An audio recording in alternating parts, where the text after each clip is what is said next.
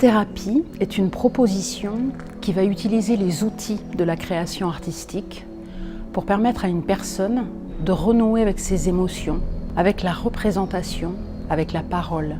Nous considérons l'art-thérapie comme une profession de soignant à part entière. C'est-à-dire que nos objectifs vont être donc de former des art-thérapeutes capables d'intervenir dans tous les milieux avec toutes sortes de publics, que ce soit dans des institutions psychiatriques, médico-sociales, sociales ou en cabinet privé.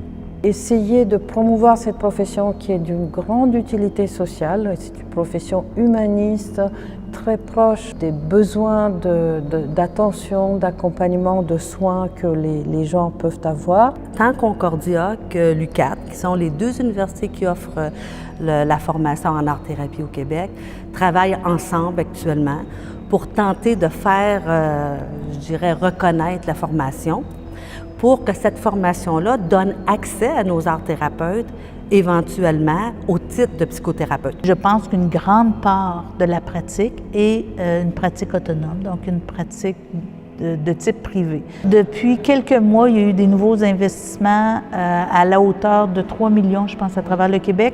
Ça, c'est un avantage certain sur lequel on pourrait probablement surfer, on pourrait probablement prendre la vague pour essayer d'introduire davantage l'art-thérapie.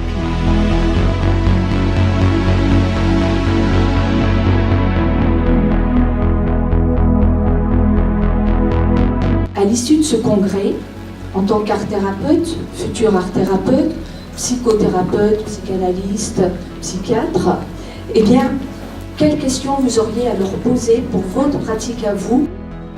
L'art-thérapie s'adresse à tout type de public. L'art-thérapeute va proposer un média, la voix, la peinture, le théâtre, l'argile, les marionnettes, la vidéo, la photo et bien d'autres encore à des personnes qui n'ont souvent aucune pratique artistique.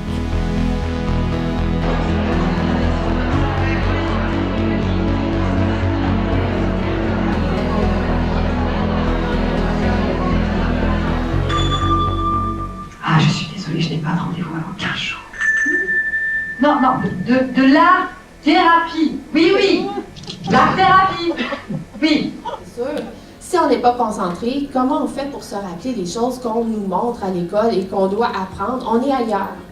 Donc, ça, le trauma a cet effet-là. Et quand on produit un acte de création, cela stimule nos perceptions, nos émotions, nos représentations, d'autant si on est invité à y porter attention.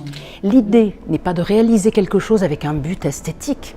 La proposition est de chercher à retrouver ce laisser venir que l'enfant connaît lorsqu'il joue.